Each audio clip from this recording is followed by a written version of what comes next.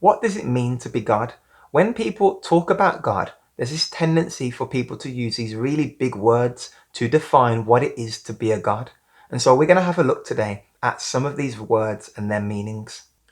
Hey guys, it's part 3 of my Trinity talk, and this time I want to talk to you about the language that people use when we talk about Trinity. A lot of the time, the way that we talk about the Trinity is probably what sets the tone about whether people will understand us or look at us and be confused at the end of it all. And so I want to outline some of the big theological words that people use to make themselves feel smart, which often leaves a lot of us wondering, what are they talking about? So here it goes. We've already dealt with the first one, the word Trinity, which means three in one, tri-unity. And it was actually made popular not with its first use in the 1st century, but it was made popular in the 3rd century as more and more people used it to speak about the Father, the Son, and the Holy Spirit, following the example of a man not called Tertullian. We also will have other big words that are thrown at us, such as transcendent. And transcendent simply means that God goes and breaks the limits. It speaks about the normal, natural limits of society being broken, the material limits, the limits of nature being completely surpassed by God. God transcends these barriers, these limits. Another example that we commonly use words is eternal.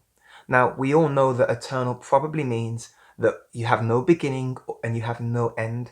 It means that you have no birth and you have no death. It means that you are everlasting and that you are always in existence. Nothing created you and nothing will take you out of existence. And so you are said to be eternal.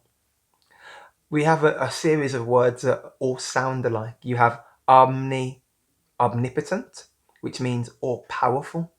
You have the word omnipresent, which means always present or everywhere. So when Jesus says, I will never leave you nor forsake you, he's saying that I will be wherever you go. I can be forever present where you are. I can be omnipresent. We also have omniscient, which simply means that God is all-knowing. There is nothing anywhere that God does not know. He knows the number of hairs on your head. This speaks about the omniscient nature of God, where he knows everything about you. Even before you were born, he knew you in your mother's womb. He's omniscient.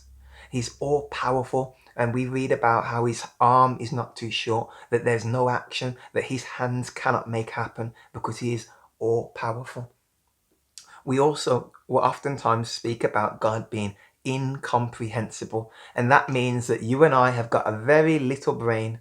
Maybe we've got a very large brain, but the reality of it is, no matter how smart we are, we will never fully understand all that God is, because we are limited, finite beings. That we have a limited, short existence. We have a short ability, a small ability to understand everything around us. But yet God is limitless. And so there's no way that we're ever going to be able to fully comprehend all that God is. And as a result of this incomprehensibility of God, God being so big that we will never fully know him, oftentimes we're left with mysteries about the nature of who God is. Oftentimes we're left standing in awe of the splendor of God's creation, the splendor of God's majesty, the splendor of God's wisdom, intelligence, and knowledge, the splendor of God's ability to transcend the limits that we know and are bound by. And so we have this picture of God. Now, these are some of the divine attributes of God. And I'm going to talk in a moment a little bit more about the Trinity. So please keep watching the rest of this playlist, and God bless you.